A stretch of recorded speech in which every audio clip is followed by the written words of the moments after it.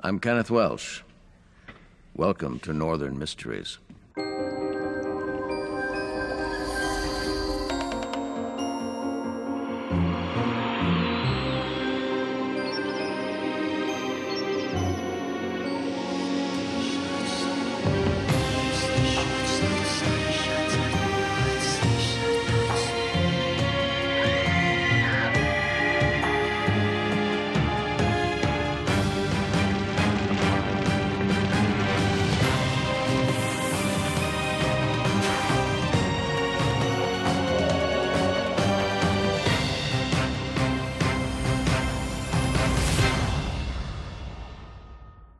He disappeared without a trace. Sounds like something out of a Sherlock Holmes story, doesn't it? But in reality, disappearing or making someone else disappear is a little more difficult than you might imagine. There's always some clue or detail that's been overlooked, a blood stain that hasn't been cleaned, a train ticket left behind, a bank account that was supposed to be anonymous. But every now and then, the police are faced with what appears to be the perfect disappearance. And it's all the more intriguing when that person who disappears is one of the richest men in Canada.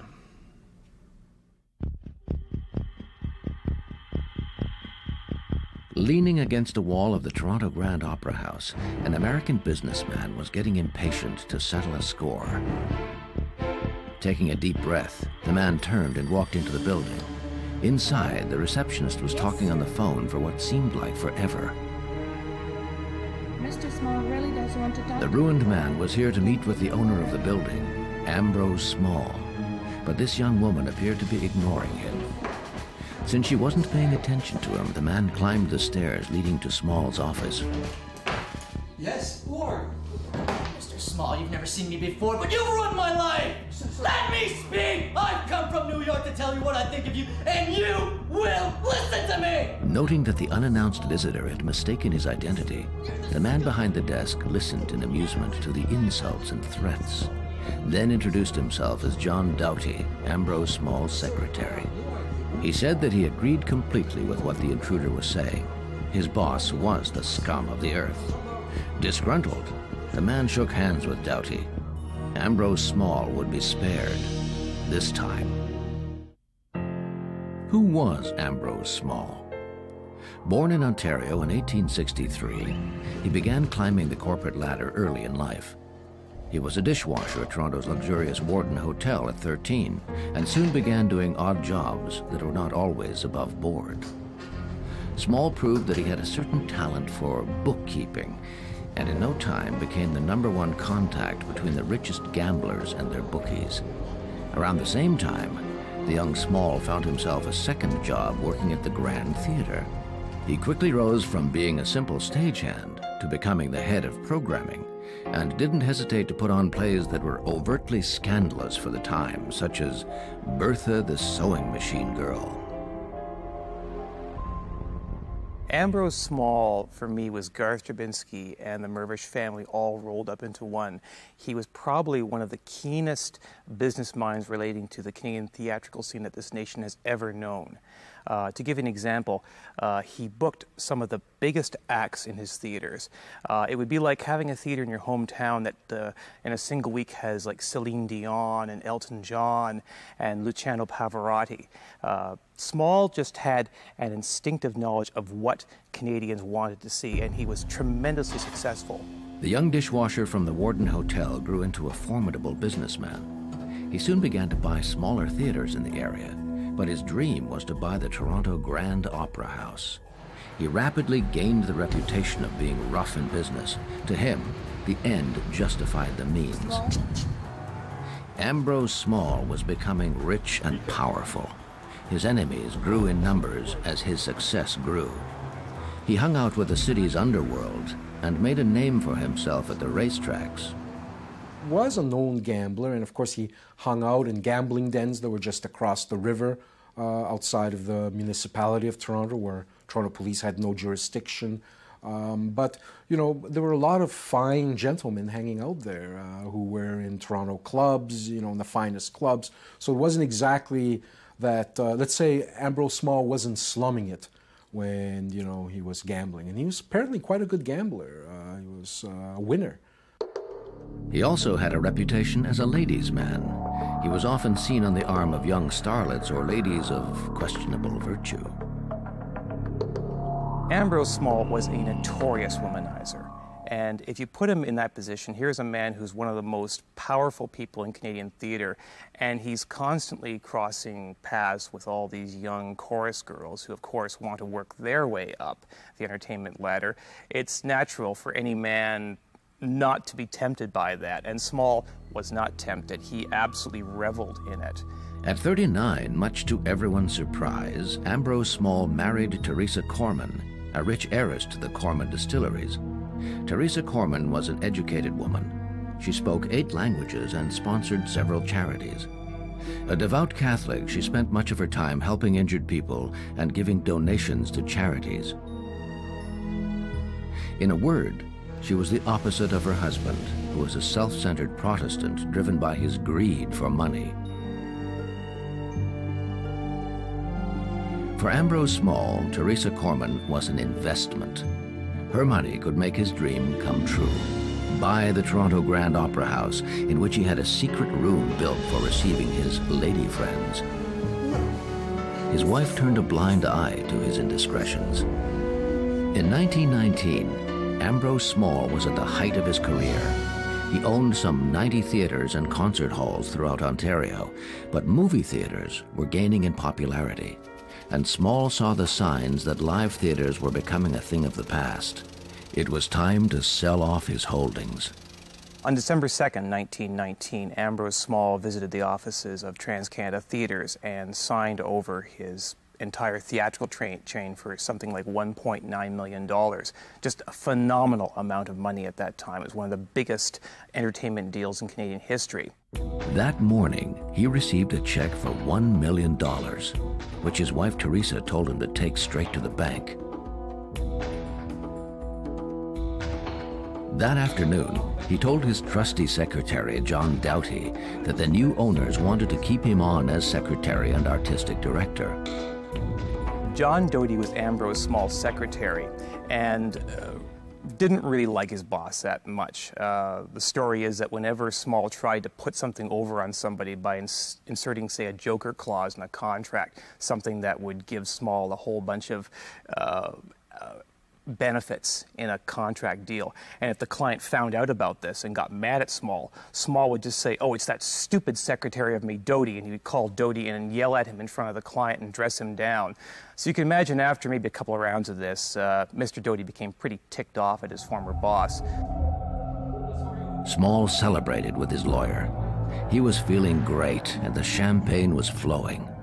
At around 5:30 p.m., the magnate left his office at the Grand Opera House and stopped at Ralph Savine's newsstand to buy a copy of the New York Times. But a snowstorm battering the eastern seaboard had delayed delivery of the paper. Enraged, Small began swearing and insulting the newspaper vendor and walked away. Trust responsibility to someone like you, Savine.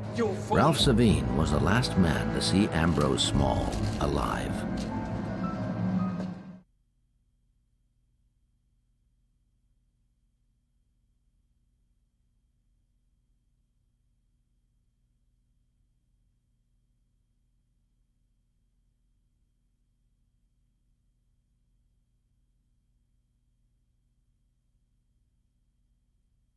It actually took a while for the police to be informed about Small's disappearance. The story that's been handed down is that Small had a habit of going on these huge benders or these huge orgies, for want of a better word, with all these chorus girls.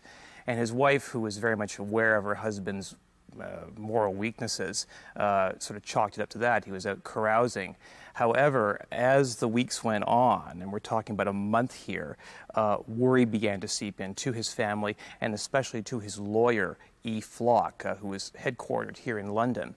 And if you read the correspondence of Flock between his business associates, you can sense this sort of rising panic. They're trying not to spell it out that Ambrose Small has disappeared. They're wording their letters very, very carefully. But by early January 1920, they knew they had to do something. And at that point, they informed the police that Ambrose Small had disappeared. While the police searched every theater that had belonged to the controversial businessman for any signs of a clue, Teresa Small posted a $50,000 reward for anyone who could help find her husband.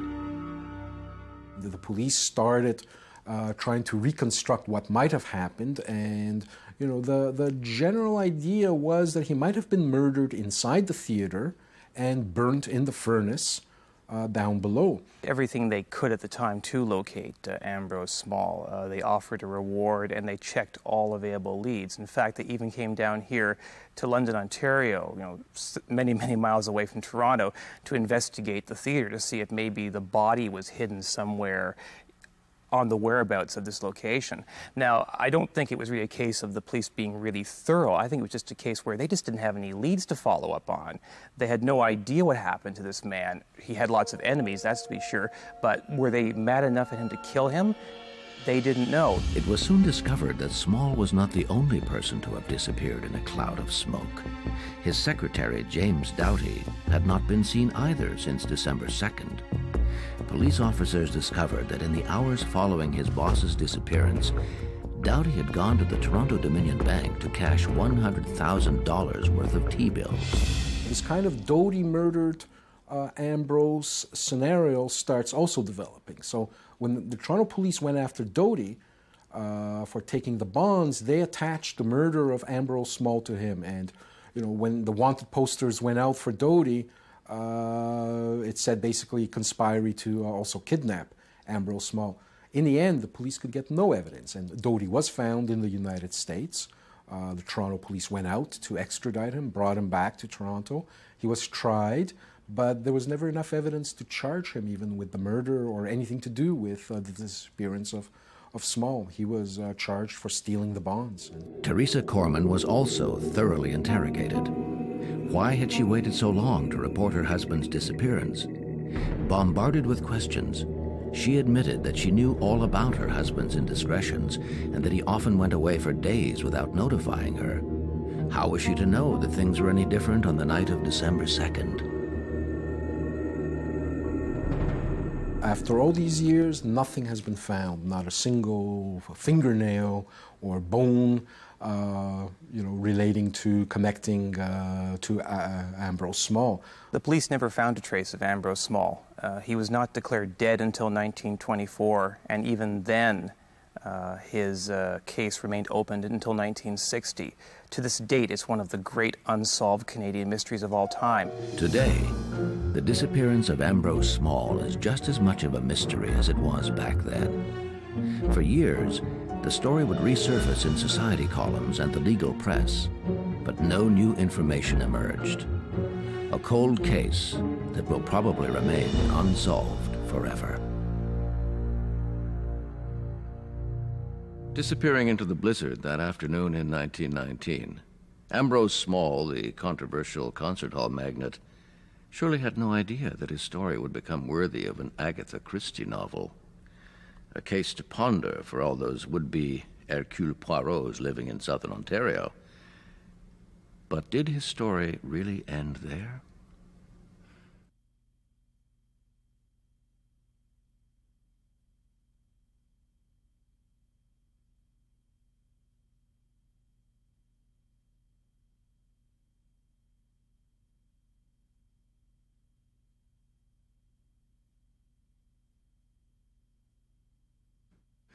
When a wealthy celebrity disappears without a trace, wild rumors are bound to spread. And the press is always quick to revive the ghost of that missing person whenever there is the slightest possibility that the body has been found. But in the case of Ambrose Small, who disappeared in 1919, perhaps the ghost in question is more than just a figure of speech. It was opening night at the Grand Theatre in London, Ontario. Backstage, the actors were mentally rehearsing their lines, and technicians were making last-minute adjustments. Off in the wings, a young actress was reviewing her lines. Suddenly, she felt a breath of warm air in the back of her neck. She turned, but no one was there. Then she felt the hot air on her neck again, followed by the sensation of being touched, as if someone had placed their hand on her hip. Disconcerted, the young woman returned to her dressing room. She felt contact on her hip again. Looking down, she distinctly saw the hem of the dress raise a few centimeters, as if being lifted by an invisible hand. The actress became distraught upon hearing a male voice whispering in her ear, "Elizabeth, Elizabeth." It was opening night at the London Grand Theatre, and if the legend was true, Ambrose Small's ghost was no doubt lurking about. Ambrose Small has disappeared. In 1919, a strange and inexplicable drama played itself out at the Grand Opera House in London, Ontario. Its owner, the powerfully rich Toronto businessman Ambrose Small, mysteriously disappeared. Ambrose Small was a theatre mogul throughout southwestern Ontario and the original owner of the Grand Theatre when it opened in 1901. When he sold his stake in the Grand Theatre, he cashed a check and had $100,000 in his pocket and has never been seen since, except for his ghost form, which often roams the halls of the Grand Theatre. I wasn't aware of the legend of the ghost before I started working here, but it didn't take long when I was moving here to read the history and find that out and try to get as many stories as I could. Yeah, we've had many different appearances of Ambrose Small here at the theatre since his disappearance. One of the main rumors is that he never misses an opening night and that he's always sitting in his private box that he has. Ambrose is most often seen, or he's known to be seen, in the balcony, which is over there. And that was his favorite seat in the house. Sightings of Ambrose Small, or his ghost, began the night he disappeared. Trouble with that. The night of his disappearance, supposedly the security guard here saw him, and he hasn't been seen since, but supposedly the security guard saw him, and he disappeared in Toronto that afternoon, so that was the first sighting. The sightings became more frequent over time. In May 1927, at the end of a performance, actress Beatrice Lilly thought she recognized Ambrose Small. He was standing at the edge of a hallway, beckoning her to follow him. But as soon as she approached, the man disappeared. Another one was when they were doing the renovations of the theatre, that he single-handedly helped save the Grand Theatre arch, which is kind of the highlight of the theatre, by stalling out a tractor or a bulldozer that was trying to renovate the space. There was only 2 bricks that were holding up the arch, and by Ambrose stalling out this tractor, people noticed this, and we were able to save the magnificent piece of art which is above us here at the theatre. In July 1956, it was Charmaine King's turn to meet up with Ambrose Small's ghost. As she was getting ready to leave the amphitheater, she saw a man standing at the foot of a stairway leading backstage. The man was translucent, practically invisible. The apparition was brief, but it lasted long enough for the actress to be able to describe the person she had seen. It was a man in his 50s with a big mustache and a 1920s hairstyle. When she was shown a picture of Ambrose Small the next day, Miss King had no doubt it was the man she had seen. In 1960, during a performance of the Gore Vidal classic Visit to a Small Planet, the actors were dumbfounded to see a seat in the 4th row lower all by itself, as if an invisible member of the audience were sitting down. Then, a few minutes later, the seat went back up to its original position. I believe that the Grand Theatre is haunted in the fact that there's so much history since we opened in 1901.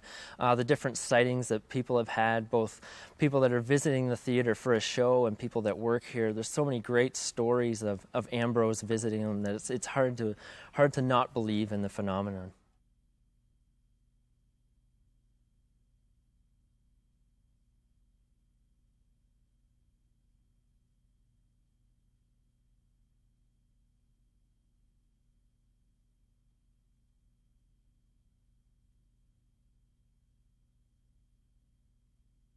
The legend began to grow over time.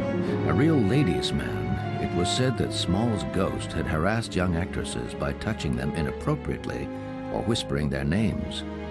The sound of his footsteps in the wings had even disturbed a few performances. People have heard their name called. People have seen apparitions of sort. It might be light, it might be in a human shape, or it might be sounds that they hear, or they have felt a presence near them. One of the actors on stage this year felt on stage as though her slip was below her dress, and she kept trying to move around with that. But of course there was nothing there, so she felt quite sure that there was a presence near her. Bonnie Deacon is a costume designer at the Grand Theatre.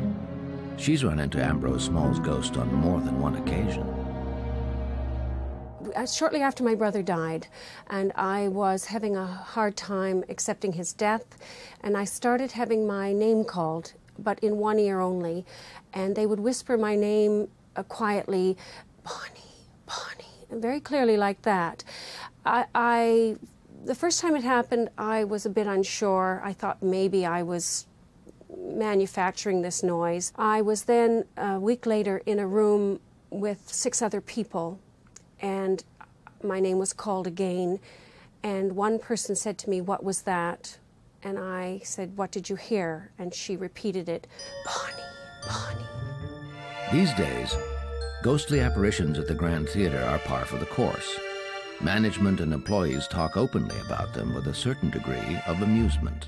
A few months back, there was a tour group that was here taking pictures, and one person dared to test the theory that you couldn't take a picture inside, and it basically turned out all blurry. There was a white kind of figure that happened to appear on the photo, but other than that, there haven't been too many actual video footage or photo shots taken of Ambrose.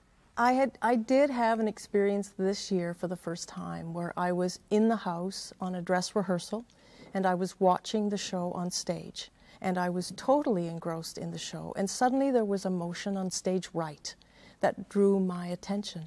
And so my glance went there, and all I saw was the shape of a person. There were no distinguishing features, but the shape of a person, just light, like that apparition, it was gone.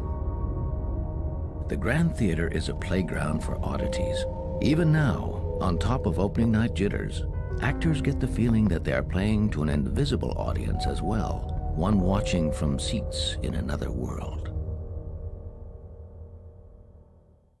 Disappearing and reappearing, the two sides of a mystery.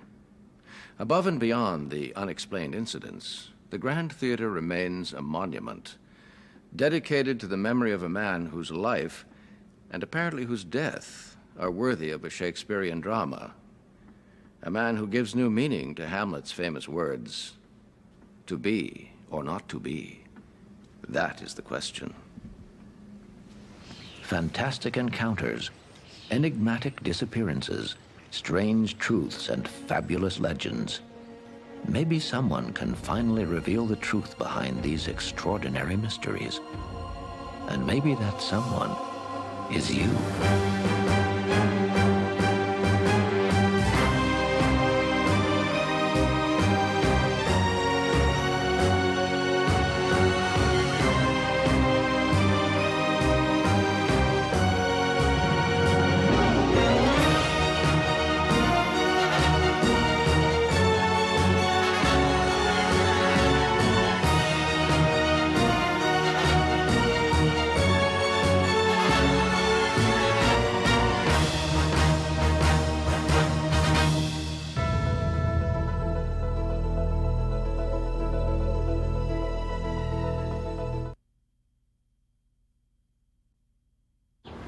I'm Kenneth Welsh. Welcome to Northern Mysteries.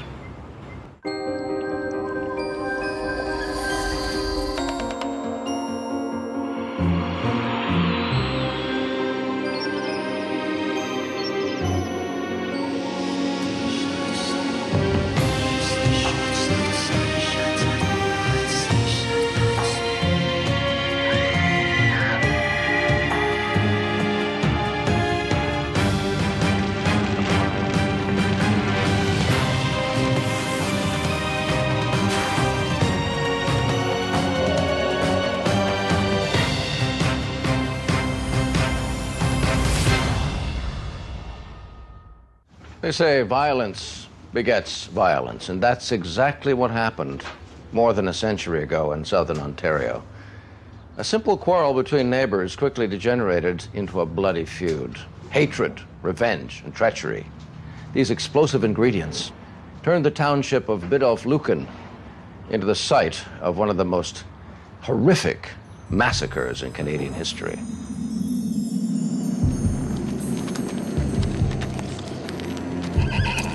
On a cold winter's night in 1880, a group of men from the towns of Lucan and Biddulph, armed with bats and axes, whispered as they walked in the snowstorm. The vigilantes soon saw their destination. The burly man who appeared to be leading the pack headed for the door and forced it open. It was the signal. 6 men burst into the kitchen and made their way to the bedroom at the end of the hall. There, lying on the bed, was a young man in his 20s trying to fathom what was happening. In a split second, he was handcuffed and dragged into the kitchen. The players were preparing for the final act of a drama that had begun 30 years earlier.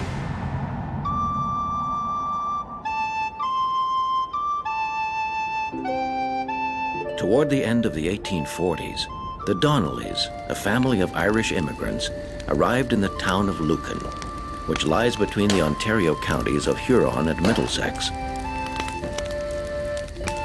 Since the Lucan County consisted exclusively of Irish settlers, the Donnellys felt right at home. They decided to take up residence on 100 acres of fallow land at the end of Roman Line, but the land officially belonged to John Grace. In the Irishman's defense, it should be mentioned that squatting was common practice in the old country. Properties belonging to the crown were sometimes given to squatters if they made the land fit for farming. James Donnelly's problem was that the other local farmers were also claiming rights to John Grace's land. The result was that the Donnellys got caught up in a feud, the likes of which had only been seen in the Wild West. He did have trouble with 1 or 2 neighbors about the location of his land on the Roman line. One of those neighbors was Patrick Farrell. Farrell was the fellow who had the misfortune of thinking that he owned the land that James Donnelly had worked. He was from the same area of Ireland, Tipperary. His family hadn't gotten along with the Donnellys in the old country, and they wouldn't get along with them in the New World as well. If you look at the historical record, you will see that Donnelly was on one piece of land at one time, and then Patrick Farrell was on that piece of land, and that was part of the dispute. In 1855, James Donnelly and Patrick Farrell went to court to decide once and for all who had squatters' rights over this property on the Roman line. The judge made a split decision. James Donnelly could farm the northern half of the property, and Farrell could farm the southern half. Enraged, the Donnellys watched as Farrell put up a house and barn on land that they still continue to consider as their own. For Farrell, the new kid on the block, it was the start of a long nightmare of robberies, vandalism, and disputes. This tug-of-war came to a tragic end on June 25, 1857. James Donnelly went to the logging bee looking to make trouble more than to do work.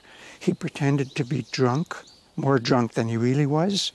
He started to fight with Farrell. He's the one who kept it going when Farrell said, "I don't want to fight anymore." And after he hit Farrell over the head and killed him, as Farrell was attempting to get up from the ground, Farrell was laying on the ground, probably dead at that point, and Donnelly stood over him and said, "You deserved this 5 years ago. My children will have satisfaction when I'm in the grave." James Donnelly had no intention of turning himself in. He escaped into the woods where he remained hidden for 11 months with the help of his wife and children. Donnelly even had to dress up as a woman so that he could help his wife Johanna in the fields. But he grew tired of living as a fugitive. When Donnelly gave himself up, he was tried and the jury found him guilty of murder. The judge, Sir John Beverly Robinson, sentenced him to be hanged. in September. But before that date came, Mrs. Donnelly got up petitions, sent them to the government, and the sentence of death was commuted to 7 years in Kingston. Meanwhile, with Donnelly in jail, a wave of inexplicable acts of larceny hit the townships of Biddulph and Lucan. Buildings were vandalized, barns burned to the ground, cattle killed.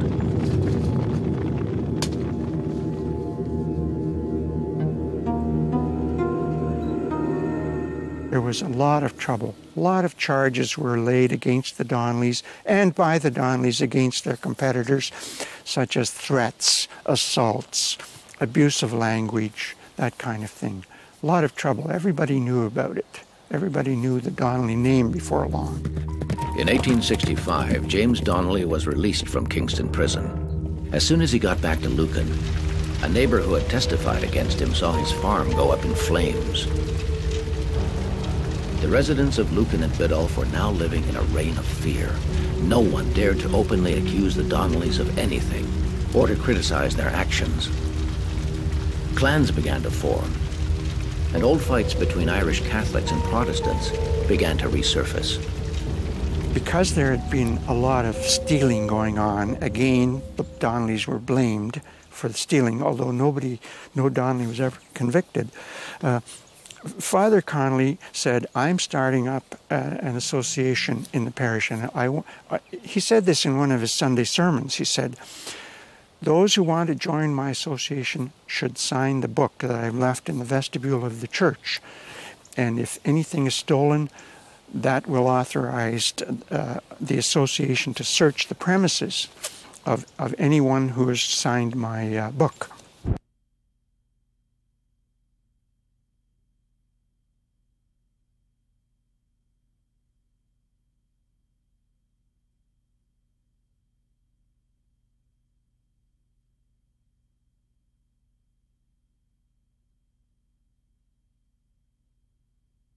Led by James Carroll, a group of vigilantes formed the Biddulph Peace Society. It's funny because the Biddulph Peace Society was anything but peaceful. They were a vigilante group. Their leader, James Carroll, was the local police officer, but he was only chosen because of his intense hatred for the Donnellys. He wasn't chosen to keep peace. He was chosen to make war on the Donnellys. And so the name Peace Society is... it wasn't meant sarcastically, but the only peace that they would recognize was the peace with the Donnellys dead. On the night of February 3rd, 1880, James Carroll decided that it was time to deal with the Donnellys. No more mincing words. Now it was time for action.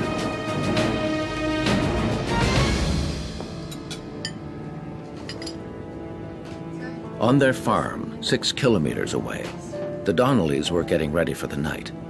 Everyone was finishing up their chores, and since the Donnellys were planning to head to Granton in the morning to answer to charges of larceny, Tom Donnelly was in the stables, showing his neighbor, young O'Connor, how to take care of the horses while they were away.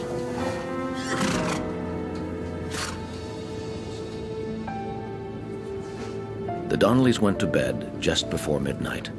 O'Connor slept downstairs in the living room with James.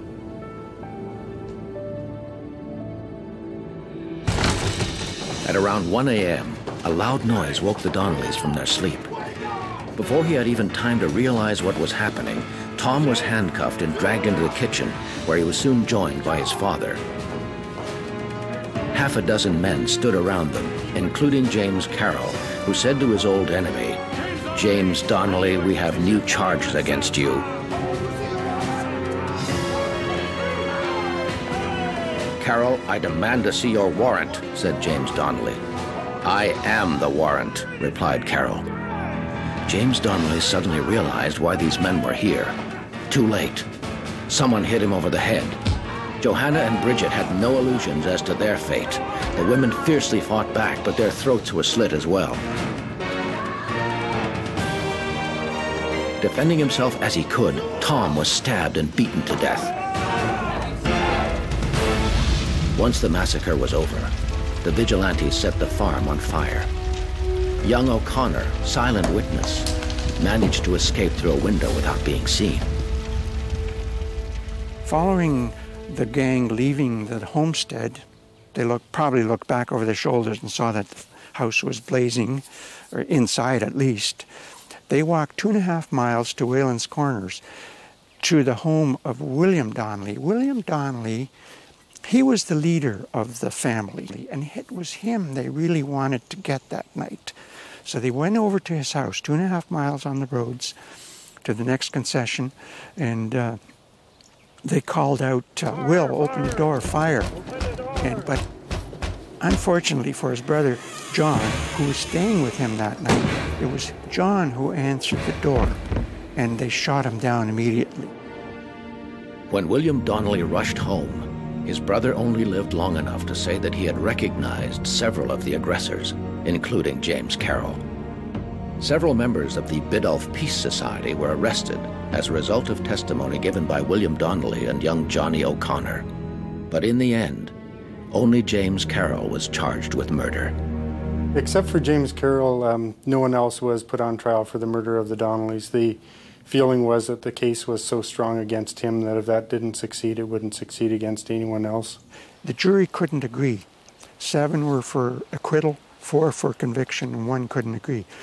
So they had to have another trial, and they did have a second trial, and it ended on February 3rd, 1881, which was almost a year to the day of the massacre. And the jury in the second trial found him not guilty. Were the Donnellys really as bad as their enemies claimed? Or were they just the victims of a slanderous campaign designed to justify this act of vigilantism? There's good and bad in everybody. And they could be bad. There's no doubt about that. If you were their friend, they couldn't do enough for you. But if you ever cross them, watch out.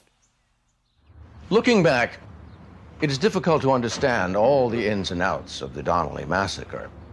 Why was it, for example, that despite eyewitness testimony, no one was ever brought to justice for these murders? Why were authorities so quick to close the case? Some people claim that the Donnelly execution was not only ordered by the Biddulph Peace Society, but that some judges and politicians were also involved. Nowadays, historians not only ask the question, who killed the Donnellys? They also want to know, who exactly were the Donnellys?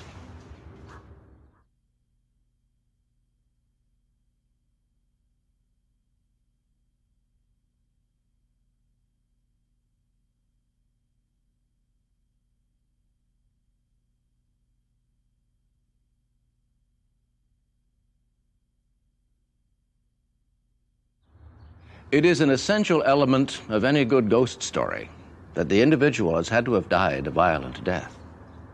In 1880 in Lucan, 5 members of the Donnelly family were executed without a trial. Is it any wonder that since they were slaughtered, people often claim that the Donnelly homestead is haunted?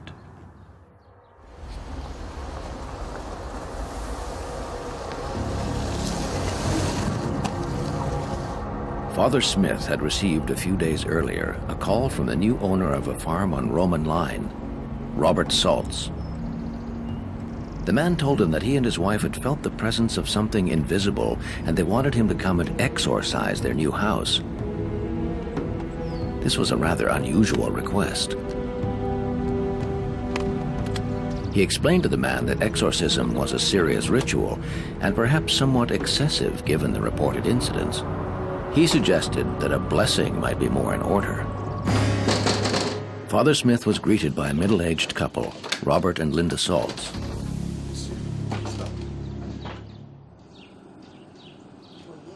At first, the Saltz were uncomfortable talking about what had happened. Finally, Linda decided to open up. Since they'd moved into the house, Linda often sensed a heavy feeling, as if an evil presence was nearby. She hadn't seen anything special or out of the ordinary, just this uncomfortable feeling as if someone were watching her. As she told her story, her husband Robert added that he also felt this presence. When they were done speaking, the priest got up and began his blessing. It is true that Lucan has been stigmatized by a scene of a tragedy. It was under this roof a century earlier that the Donnellys had been murdered, and no one was ever found guilty of these murders. February the 4th, 1880, a family is murdered. They weren't really bad, but they were murdered by their kinsmen, the people that they knew. They knew everybody. Justice was denied. All of these people were released. Located halfway between the townships of Lucan and Biddulph, the Donnelly homestead is without a doubt the most famous reference point in the region. The site stands as a reminder of how an entire family was massacred by a local group of vigilantes. And this is where the massacre took place. These are the 6 rocks upon which the house stood. There's one here, another one here, 2 at the back, and 2 behind me. The massacre took place February the 4th, early in the morning, Wednesday, 1880. The case went to court, but the judge dismissed it for lack of evidence. No one was ever found guilty. Justice was never served. Maybe that's why the Donnelly homestead hasn't been peaceful ever since.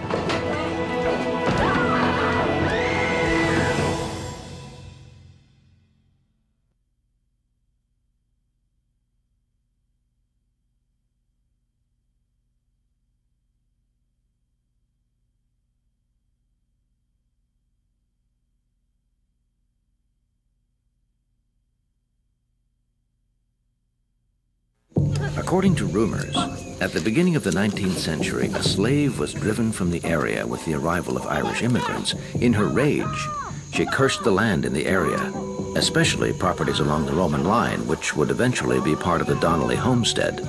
To superstitious village folk, the Donnelly massacre was inevitable, doomed to happen. Since the 1880 drama, strange things have been reported along the Roman line. There have been some cases where people will arrive here. They'll say that one story is, and it's been said a number of times, they've come up the Roman line late at night, and there'd be a person hitchhiking, a person dressed in old-fashioned type clothing, long coat, and they drive by them, they see them in the light, and then they turn around and come back, and they're gone. And that, I think, is rather interesting. These ghosts might explain the unusual behavior of certain animals. The man who used to live here before we owned the farm, a number of years ago, he tried to board horses in the barn, and he had an awful time. He would hold on to the bridle of the halter, and if he didn't hold on to it and get the horse inside, if he let it go, the horse would take off right across the fields, and he had to get his vehicle out, truck, and go and chase the horse down, tie it up, and bring it back. They were very nervous in and around the barn. He said that when you went in the barn right away, the horses were back and forth, back and forth. They weren't relaxed, so he gave up on that little endeavor. Nothing much remains of the original structures built by James and Johanna Donnelly. Today, the Donnelly homestead belongs to the Salts. When we first moved here, we noticed that there was a feeling of uneasiness in the house, and we are not Roman Catholic, but I called the local parish priest and asked him to come up and to do an exorcism, and he balked at that. He couldn't do that. That has to bring in the big people in the church, the ones that are much above him, but he would bless the house. And when he did that, a feeling of the negativity just kind of lifted. But there have been many things that have happened here.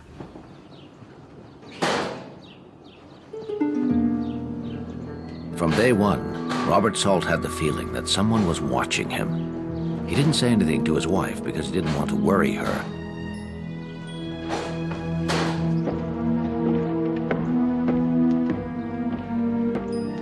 But Linda soon became familiar with their unseen house guests. On several occasions, when she was in the kitchen, which is the oldest part of the house, she had the feeling that she was not alone. At first, the Salts brushed off their feelings of discomfort. thinking they were related to the move and their new lifestyle. But the disturbances continued.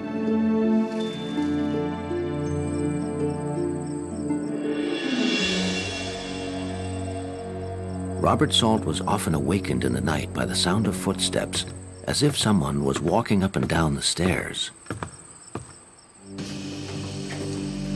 During the next few months, the new owners witnessed a myriad of inexplicable phenomena. The lights would go on by themselves.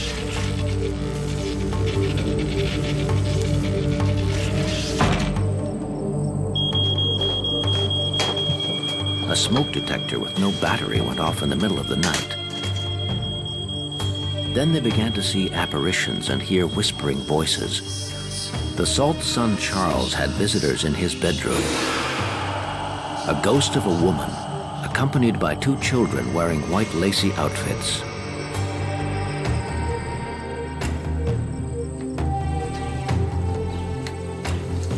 But it didn't stop there. One afternoon, as Linda was doing the laundry, she heard a voice whisper to her, "Don't you know this is my home?" Robert Saltz has even written a book about his odd experiences on the Donnelly homestead called You Are Never Alone. That's the type of thing that we have here. I've said it so many times, subtle is the key word as far as the paranormal. You are never alone here on the Donnelly homestead. Robert and Linda Saltz have finally accepted life with these unexpected guests from another time. The Donnelly homestead still attracts people's curiosity, both for its historic interest and for its macabre atmosphere. As for the ghost story aspect, it brings a kind of added value to this troubled land, already soaked with the blood of the Donnellys. After they died, did Janet, Johanna, Tom, James, and John Donnelly return to the scene of the crime to seek justice, or shall I say, revenge? Fantastic encounters, enigmatic disappearances, strange truths, and fabulous legends. Maybe someone can finally reveal the truth behind these extraordinary mysteries. And maybe that someone is you.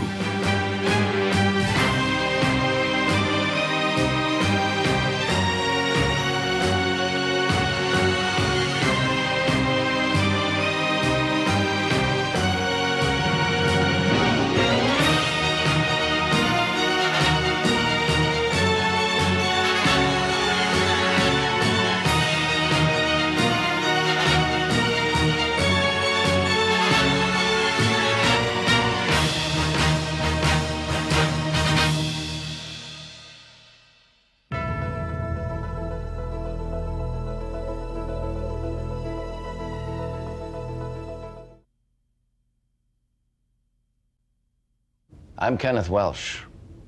Don't miss these Northern Mysteries.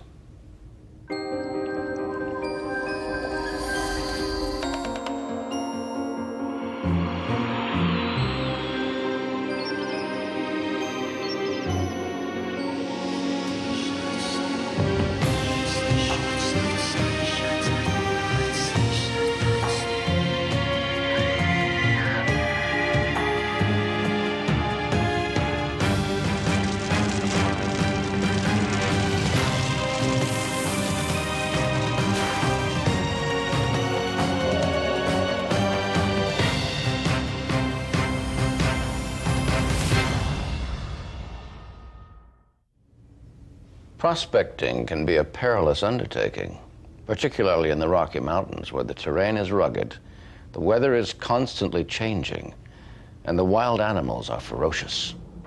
A simple walk in the woods can quickly turn into a struggle for survival.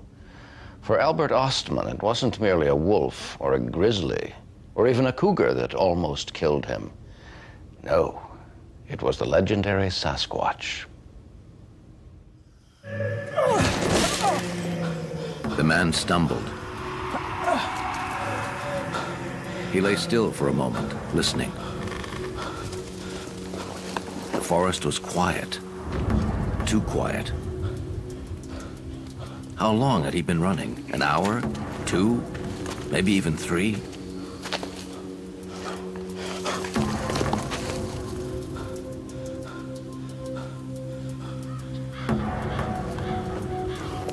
He stopped to catch his breath.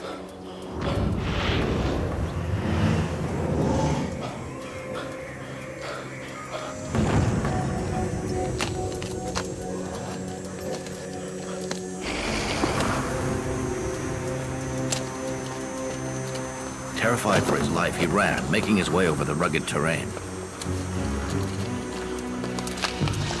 After hours of running, reaching the river seemed like a stroke of luck.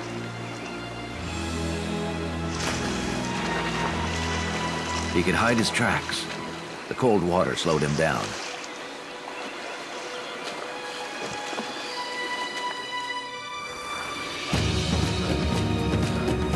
He went back into the forest.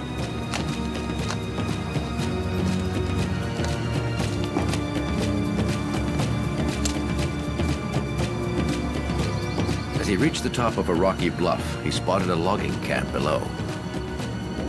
Behind him, in the distance, a scream could be heard. The fugitive didn't look back.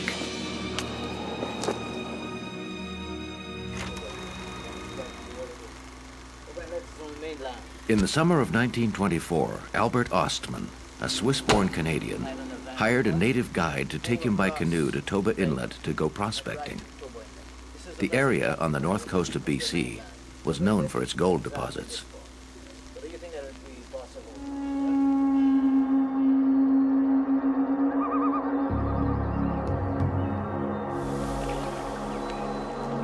As the two men paddled, the guide told him about the disappearance of prospectors who might have been killed or eaten by a Sasquatch. There are these Indian myths and legends which describe an animal, a very human-like creature covered with hair, giant in size, that appears to exist. But anthropologists have said, no, these people are inventing a creature which bridges the gap between humans and other animals. Well, I think from what we know now, there's the basis for those early myths and legends. Ostman refused to believe that these creatures could exist, but the guide insisted. In the village, one of the elders swore he had seen a Sasquatch that was 2.5 meters tall. As far as Ostman was concerned, these monster stories were nothing more than tall tales. The guide told Ostman that he would be back to get him in 18 moons at the same spot.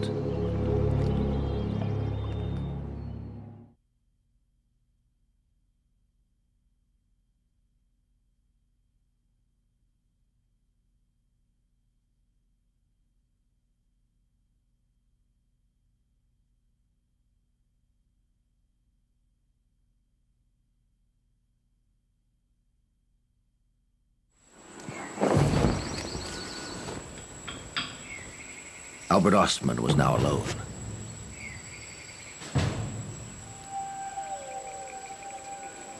Equipped only with a sleeping bag, a few rations of food, and a .30 caliber rifle, he was relying on nature for sustenance.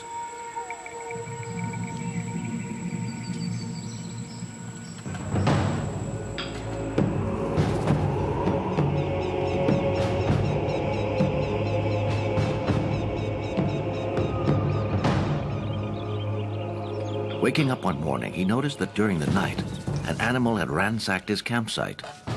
The contents of his backpack were strewn on the ground, and most of his food had been inspected. The same thing happened the next morning. Ostman decided to surprise the night prowler. Sat up or went to bed one night and he fell asleep. He was waiting for whatever it was. Something was coming into his camp and he wanted to find out what it was, and he decided to go in his sleeping bag, and he had his rifle beside him. He didn't have his boots on. They were down at the bottom of the bag, and he decided to stay awake and see what was coming into his camp, and he fell asleep. Suddenly, Ostman was rudely awakened. He was lifted off the ground. Trapped within his sleeping bag, he was carried off like a sack of potatoes. something picked up his sleeping bag and slung it over its shoulder and carried him through the night, dumped him out early the next morning. And he found himself in a box canyon with a family of Sasquatches. Stiff and bruised, Ostman decided to take a chance and get out of his sleeping bag in the early hours of the morning.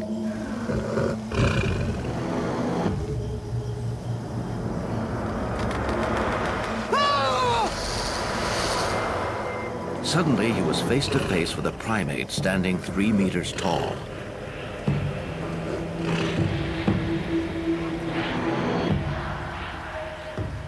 I think I now understand what the Sasquatch is, and I think it's a North American mammal which exists alongside deer, wolves, and moose, that it's actually a great ape, resembling an upright gorilla, that it's seen much more commonly than people realize, and that we actually know a great deal about it.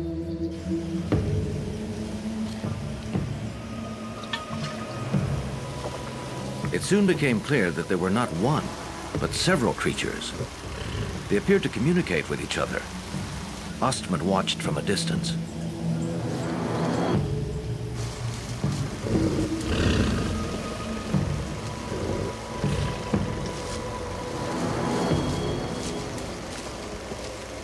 Ostman stayed with this Sasquatch, his wife, for lack of a better word. It was a female, mature Sasquatch, and 2 juveniles, a male and a female, who could have been the children.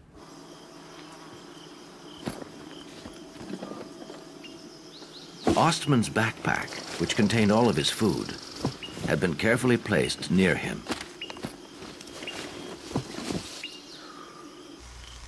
He had meager supplies: coffee, a few cans of food, matches, a box of snuff, and a handful of cartridges. He could survive in the forest with the Sasquatches for a short time, but he was a prisoner. Ostman gave a graphic description of life with these Sasquatches over a several-day period. Their curiosity about him, his curiosity about them sampling foods that they had never had before, coffee grounds, things like that. And it's an almost incredible story, almost an incredible tale, but Ostman has never wavered in the telling of his story to the people that he did tell it to. Apart from the large male, which was always on the lookout, the other creatures seemed fairly harmless. The second day, Ostman attempted to escape. As soon as the large male moved towards him, he knew he was trapped.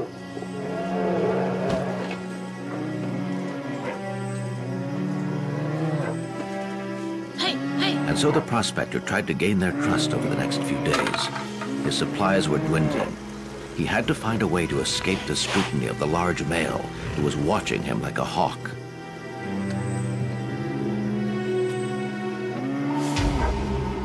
On the 7th day, Ostman took out his snuff. The large male grabbed the tobacco container and swallowed the entire contents.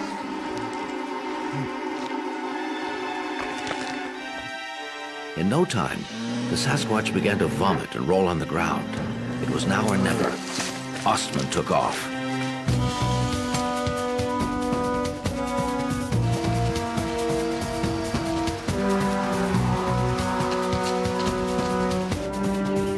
Above the mountaintops, Ostman thought he recognized Mount Baker. If his calculations were right, he figured that he must be about 70 kilometers away from Toba Inlet. For 2 days, he made his way through the mountains, convinced that the Sasquatches were pursuing him. Eventually, he found a logging camp. Ostman never spoke of his harrowing experience, for fear that people would think he was crazy. Albert Ostman says that he did talk to people about what had happened to him at the time, but nobody would believe him. And the story didn't become public until 1957, although it had happened in 1924. A radio reporter came to see me and said that he'd interviewed Ostman, and if Ostman wasn't telling the truth, he didn't know anybody he had ever interviewed who was. So then after that, we went and talked to him. Albert Ostman finally spoke out in 1957, when a series of articles were published about the existence of the Sasquatch, a mysterious creature that lurked in the forests of British Columbia. Albert was able to tell us many things about these creatures. Now, whether we all believe it or not is another question, but he had so many details in his story, so many interesting things, that a lot of us really can't see how he would make all that up. It seemed pretty clear that Albert Ostman did in some manner have the opportunity to observe a number of these creatures, because the descriptions that he gave were contrary to the public understanding of what the Sasquatch was.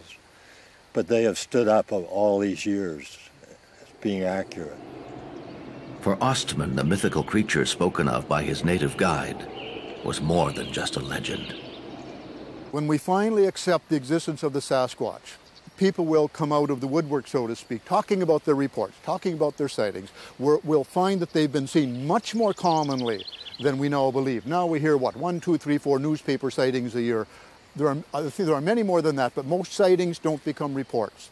I think there are small populations of Sasquatches, certainly in British Columbia here, but also throughout North America, in most areas of North America, that these are sustaining populations, breeding populations. I think they're in pockets, but much more common than we now realize. Did Albert Ostman really spend several days with a group of Sasquatches? His story was not believed by all who heard it. Albert Ostman vowed that his story was true until the day he died in 1969. He even signed an affidavit stating that it was true. Instead of achieving fame and fortune by striking gold, Ostman found it through his bizarre tale. If Albert Ostman's story is true, then his abduction is truly the most remarkable of its kind in the land of the giants.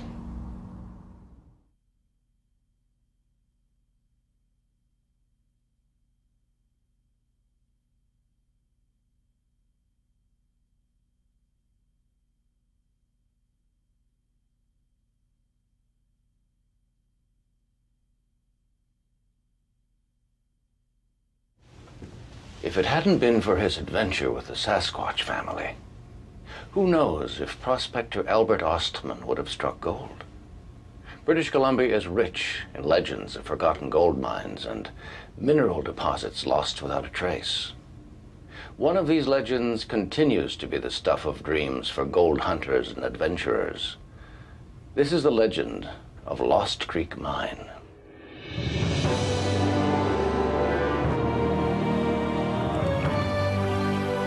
As they paddled up the Alouette River that September morning in 1890, prospectors Louis Bouvier and Charlie Seymour noticed a canoe that belonged to Slumac, a Salish native that the two men had been fighting with constantly for months. Louis B. and Slumac were both stubborn, and neither one would ever back down from a fight.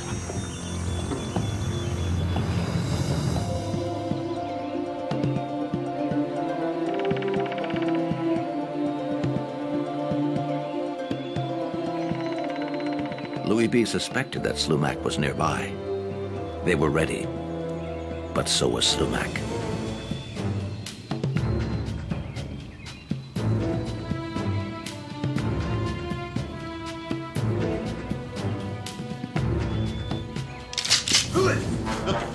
Slumac, I cut your head! With a fatal shot to the heart, Louis B. crumpled to the ground. In this mountainous area, the noise of the gunshot rang throughout the entire valley. The only witness to the crime, Charlie Seymour, disappeared into the woods.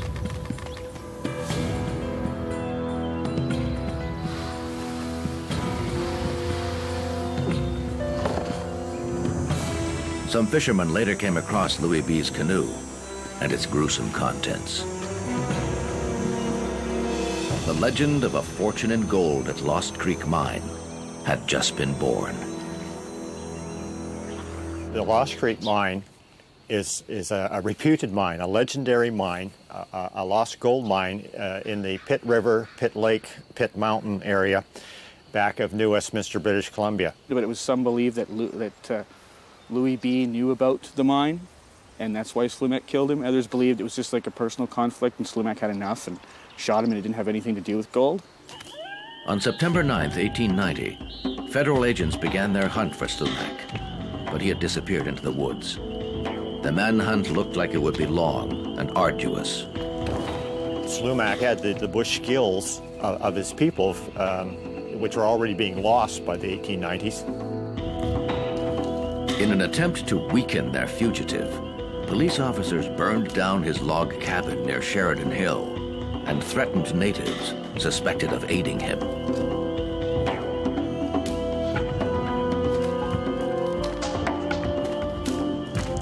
On October 24th, hungry and weak, Slumac turned himself over to the authorities. He was taken to New Westminster Prison and charged with the murder of Louis Bouvier, alias Louis V. After a quick trial, Slumac was sentenced to be hanged until dead on January 16, 1891.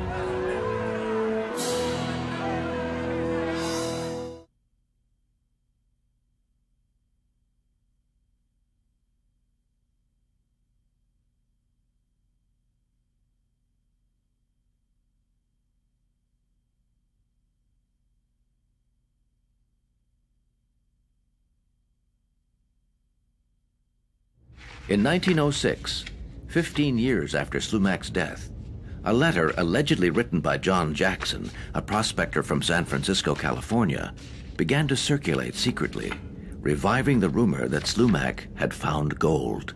John Jackson, he'd heard the story about Slumac discovering the gold, and he went off into the mountains himself to look for it.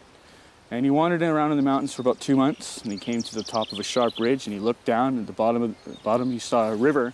As he says, the bedrock was littered with gold, big chunks of gold. He filled up his backpack and hiked out of the mountains, and he was actually found on the side of Pitt Lake after he had several weeks of toil walking through the mountains, and they found him on the shore of Pitt Lake. He was clutching his backpack and shaking, right? He had this backpack that he was protecting.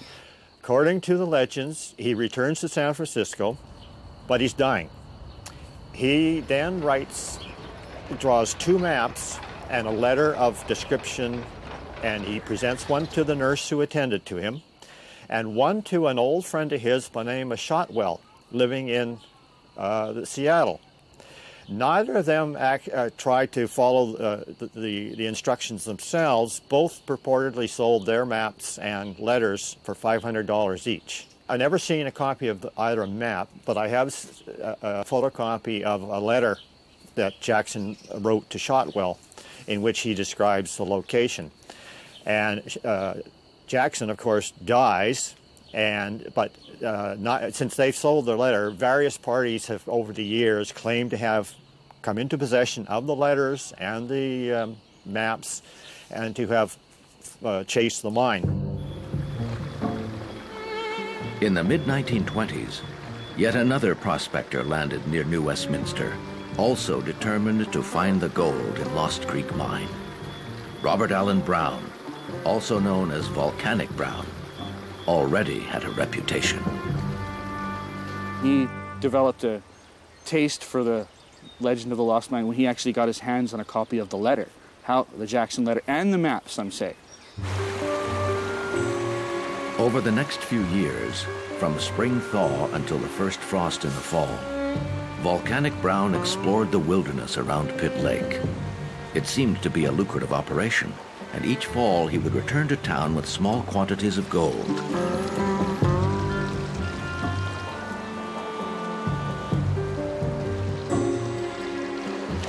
People whispered that the old prospector had probably found the Lost Creek Mine.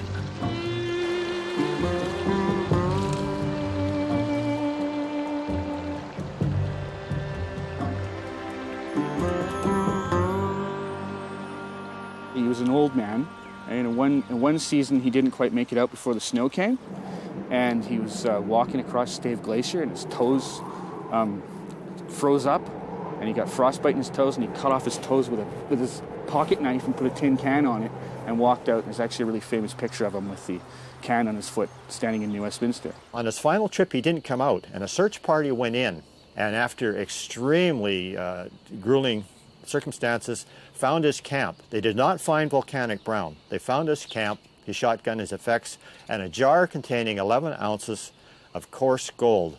Not free gold, but that had been hacked out of a vein. And so it leaves the question of whether volcanic brown knew the location of the Lost Creek mine. The disappearance and certain death of volcanic brown did not discourage other treasure hunters. Year after year, dozens of prospectors would head into the forests around Pitt Lake, each one determined to bring back Slumac's gold. They all came back empty-handed. It cannot be found easily because the time frame when it is exposed is about a 2 to 3 week period. Because of the elevation, people walk over it. It's a hanging valley in a glacier. Many treasure hunters are still combing the Pitt Lake Mountains in search of the lost mine to this very day. Everybody seems to have their own different location. I've been actually sworn to secrecy on many other locations besides the area where I think it is, right? Because, you know, some of the people that have been searching for it are getting up there in age, and it's a really difficult country to get around in. It's very easy to get killed, right? As the legend itself testifies to. Even today, many refuse to believe that Lost Creek Mine and the Albert Ostman encounter are anything more than myths. As long as men are willing to risk their lives exploring rugged territory in search of gold, wild rumors will continue to circulate about lost mines and strange encounters. Fantastic encounters, enigmatic disappearances, strange truths, and fabulous legends. Maybe someone can finally reveal the truth behind these extraordinary mysteries. And maybe that someone is you.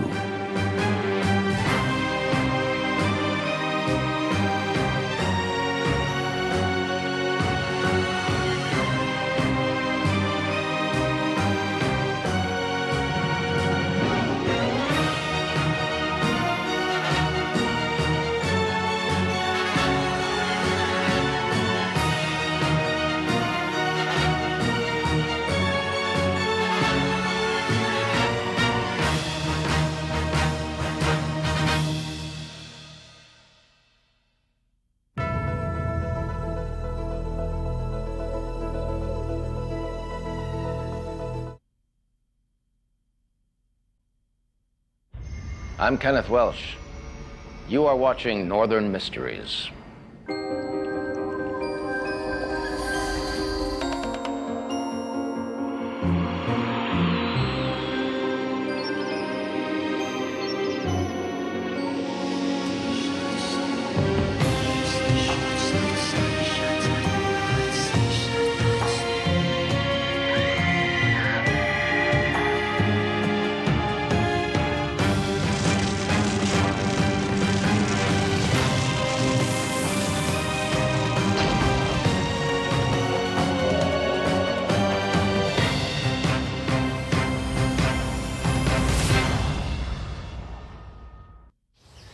Some ghost stories are so extraordinary, they are at times difficult to believe, particularly when there are only 1 or 2 witnesses.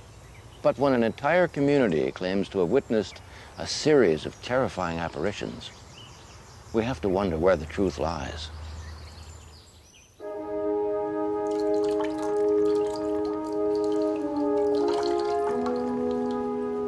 It was the evening of September 4th, 1878, and 2 sisters, Jane and Esther Cox, did their nightly preparations and went to bed.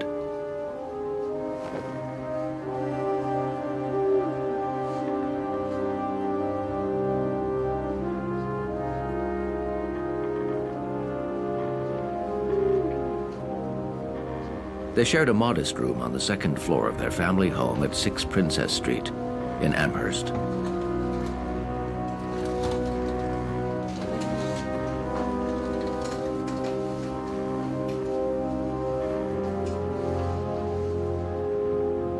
Jane fell asleep quickly, but Esther, still suffering the pain of a recent heartache, tossed and turned in her bed.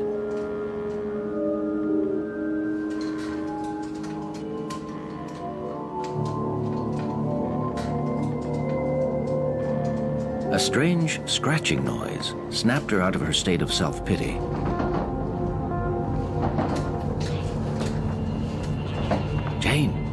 "Jane, wake up," whispered her sister.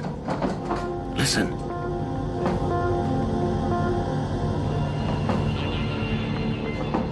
The cardboard box that they used for storing scraps of fabric and spools of thread was bouncing up and down, as if a mouse was stuck inside the sewing kit. Jane yanked the lid off the box. There was nothing unusual inside, just spools of thread and a few scraps of fabric.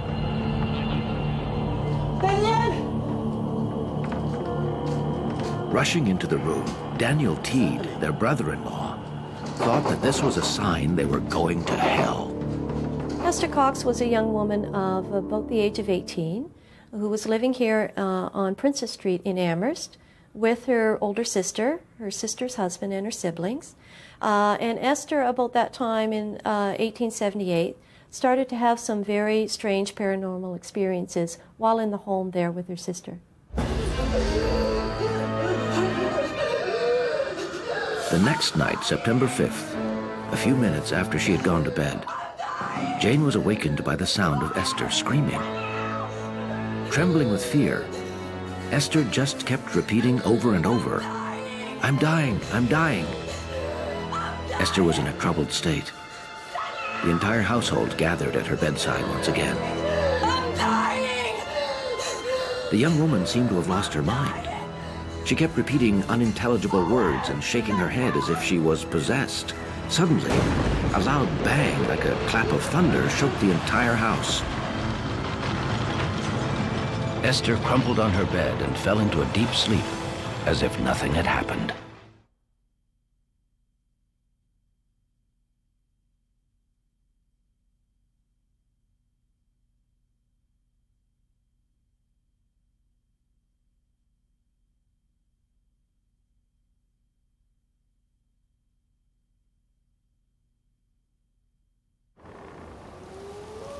Four days later, as the recent events were almost forgotten, it was time for the bed linens to put on a show.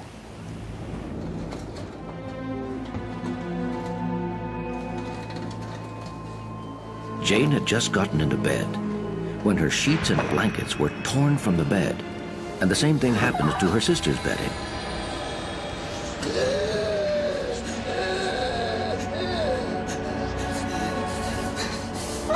Esther, in a fit of convulsions, appeared to be in a trance.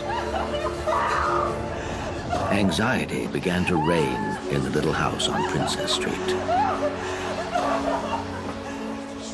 The family didn't know what was happening, so they called upon doctors, and eventually they called upon ministers and priests to come and help, and no one seemed to be able to help her. She was ill a lot of the time, but it would come and go. The next morning, the town physician, Dr. Carit, came to examine Esther, who was still in bed running a high fever. He thought she was merely suffering from a slight nervous depression. He was less surprised by his patient's health than he was by the pillow being moved by an invisible hand. Dr. Carit, who was the family doctor, came over to visit Esther because she'd been swelling up and claiming she was burning up. And so while he was there in the house, blankets were flying off the bed, pillows were flying out from under her head, and the whole family was gathered around. He came and saw these kinds of experiences and had no answer to them.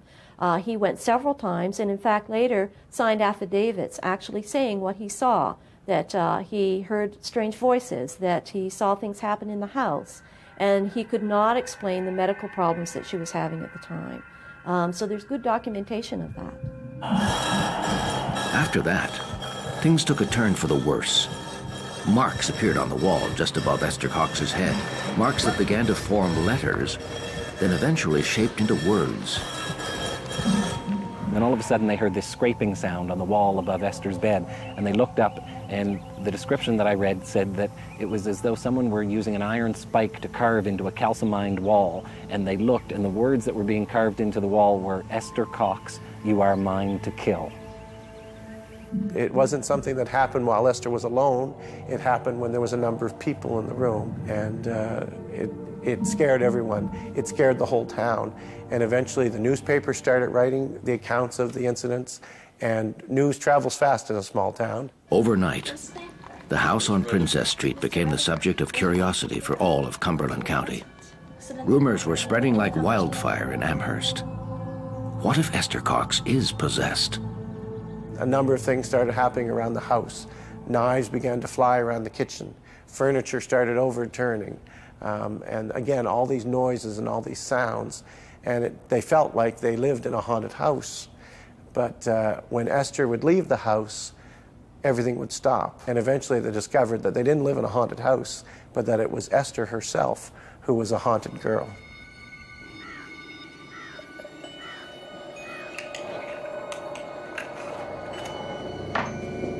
Wasn't it said that a pastor who had gone to the Cox's house to pray had seen a bucket of water come to boil in the presence of the young woman?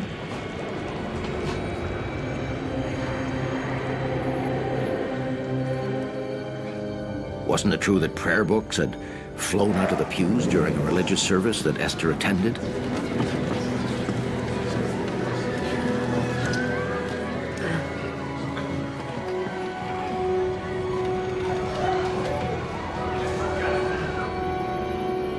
Esther's health began to deteriorate.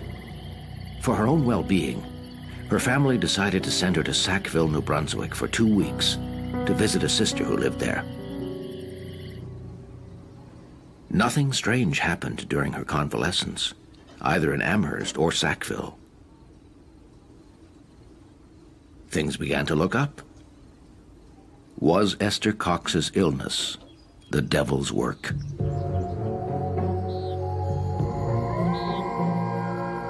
Hope soon faded. Esther went back to Amherst at the end of the month, and the strange occurrences started up again at 6 Princess Street. Lit matches appeared out of thin air, falling from the ceiling. Fires, which were quickly put out, began to ignite spontaneously throughout the house. No one could sleep anymore. Fearing for his family's lives, Daniel Teed knew that Esther had to leave the house. He felt it wasn't safe to keep Esther in the house any longer because fires were being started and knives were flying around, and they had 2 small boys. So she went to live with John White and his wife. And at first, John ran a place called White's Saloon, and he would go off to work and Esther would be left alone with Mrs. White. Well, eventually things started, she'd have Esther scrubbing the floor and the scrub brush would disappear and then fall down almost on their heads. Pursued, Esther returned to her family home on Princess Street.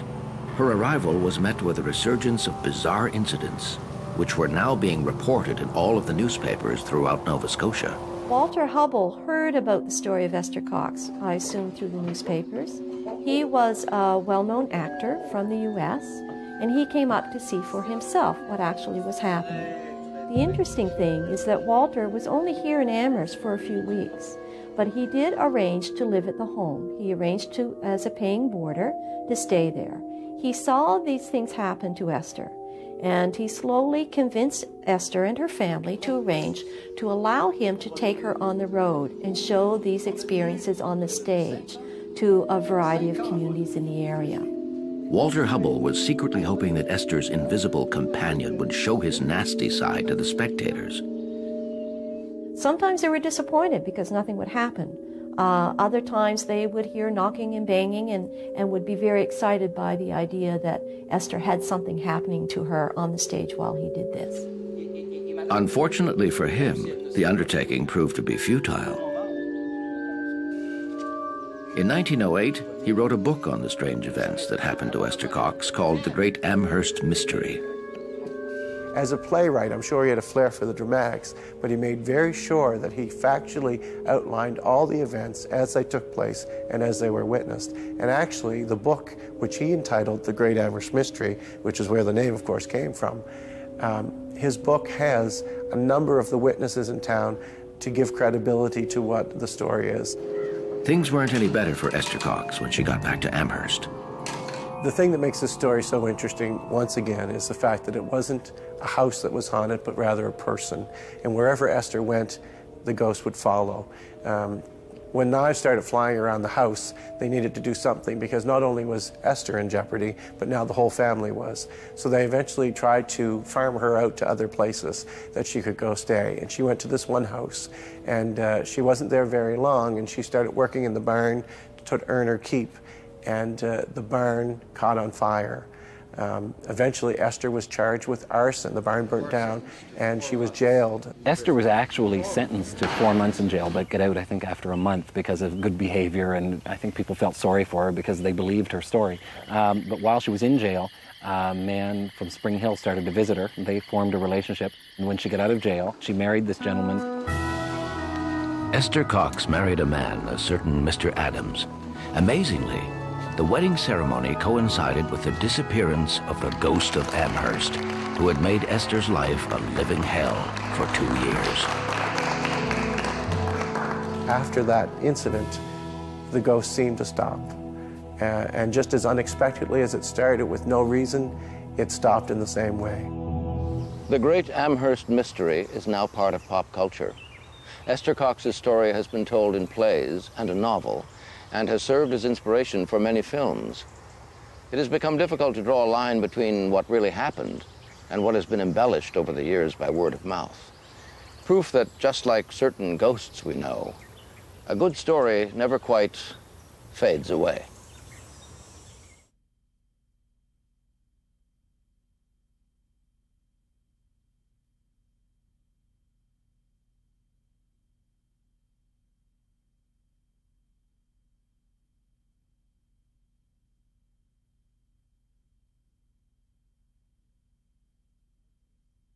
Specialists divide ghost stories into 2 categories, hauntings and poltergeists. In the case of hauntings, the location is what triggers the manifestations, whereas with poltergeists, the phenomena tend to occur primarily to teens with serious emotional troubles. It's as if they're acting as an agent for the poltergeist, as was the case for young Esther Cox. So it was for young Peter in St. Catharines, Ontario. In February 1970, the press was having a field day reporting inexplicable phenomena happening at 237 Church Street in St. Catharines, Ontario. John and Barbara Page lived in a modest apartment at this address with their 11-year-old son, Peter.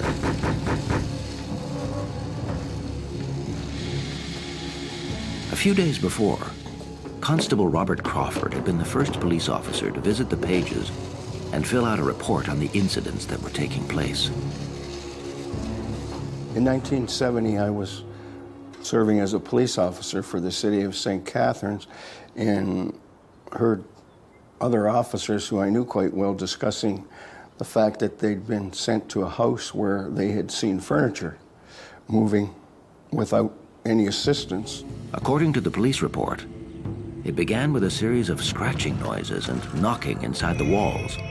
Then, furniture started moving around, and doors would open by themselves without anyone touching them.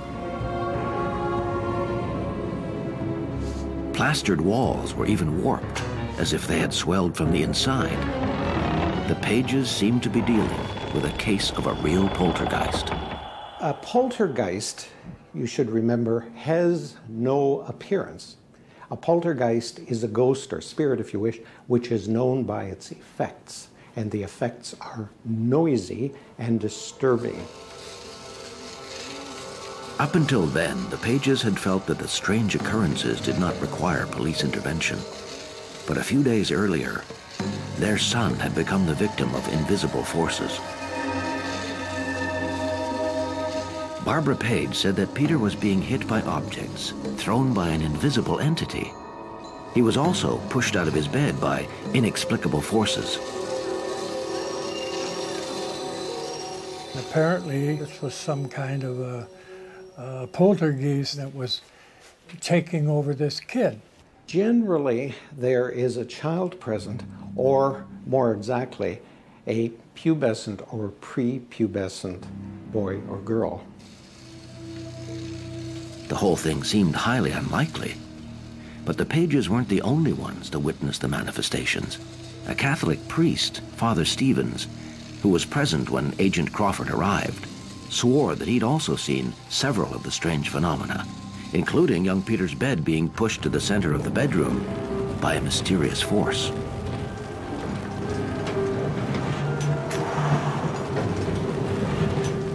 John and Barbara Page showed Agent Crawford around the apartment.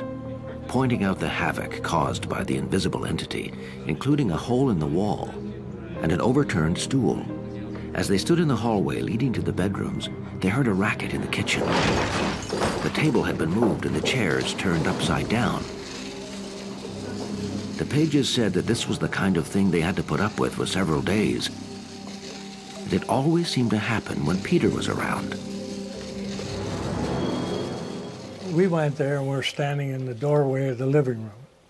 And the mother's over here, and my partner, and sitting right across was a priest who looked like he had a white collar, and a nun. And the boy came in, he sat in this chair right beside me. And while I was talking to the mother, this chair just all of a sudden lifted in the air and threw this child across the room. But at the same time, I could see the priest go and the nun go. and you know, you just feel a funny feeling come over you when you see this.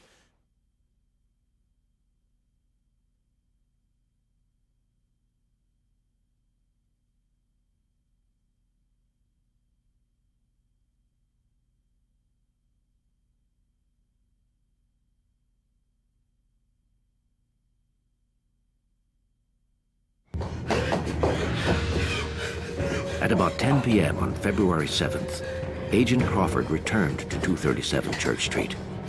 On the stairway, he ran into a woman who was visibly in a state of shock. She said that she'd just come from the Pages' apartment, where she had seen a bed literally floating in the air. The police officer headed directly into Peter's bedroom. What he saw left him speechless. One end of the bed was raised 60 centimeters off the ground, without being supported by any type of object. Agent Crawford couldn't believe his eyes. We have a wonderful case here of a documented haunting. What happened in that apartment is quite astonishing. We have the police record of this, and in addition to 3 or 4 police officers were a lawyer and a priest who had come there to perform an exorcism, and they witnessed such things as you might have seen in the movie The Exorcist. In the days that followed, at least 5 other St. Catherine's police officers witnessed strange events at 237 Church Street. All of the incidents seemed to involve young Peter. Well, children are, I guess they're not as closed-minded as adults, and generally speaking, these days, the poltergeist phenomena has been more attributed to adolescents and not children, because they're going through such a change mentally and physically.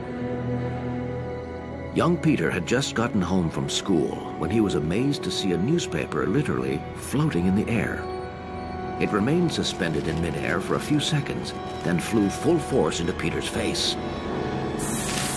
And the parents were really getting upset and scared for the child, but the father, of course, didn't want anyone knowing the boy's name, because he would be ridiculed at school. Sensationalism set in.